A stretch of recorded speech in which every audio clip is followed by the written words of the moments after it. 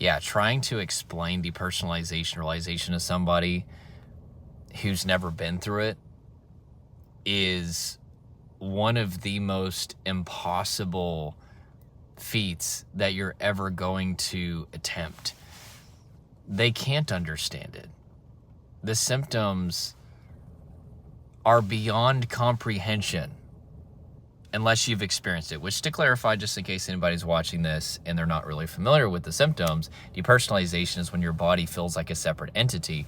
And if you've always felt integrated and connected to your body, there's just no way for you to understand that because of the integration. But whenever you've got the dissociation, which means to separate, and it literally feels like your soul and your body are separate. I know it's creepy to even talk about, but it is what it is, which I went through that symptom for 2 years, 24/7, and 5 years off and on, by the way. The most terrifying symptom that I've ever been through. Like, you just can't explain that to somebody intellectually. And with derealization, everything feels fake and dreamlike. It literally feels like you're living in a dream world. There's like this wall of glass between you and reality. And sometimes it's super thick, sometimes it's not. Sometimes things just feel slightly off and you can't really explain it. Other times it feels like you've slipped into a different dimension, like you're living in a cartoon world.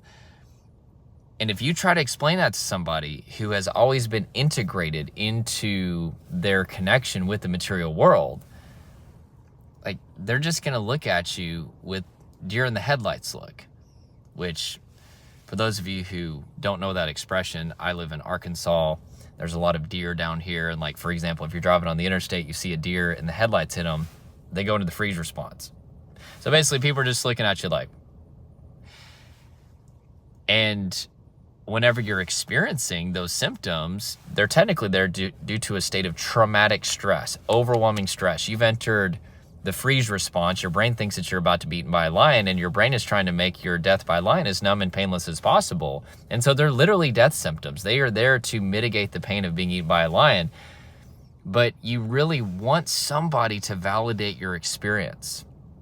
This is something called co-regulation. It's a mammalian desire. It's something that we all innately want. Somebody to understand us and to validate our experience. And whenever you can't find that, and maybe you go to your doctor and they're like, I don't really know, like, and then maybe you go to your therapist and they don't know what the symptoms are. Maybe they have heard of them, but they don't know how to help with them. It makes you feel very, very, very isolated.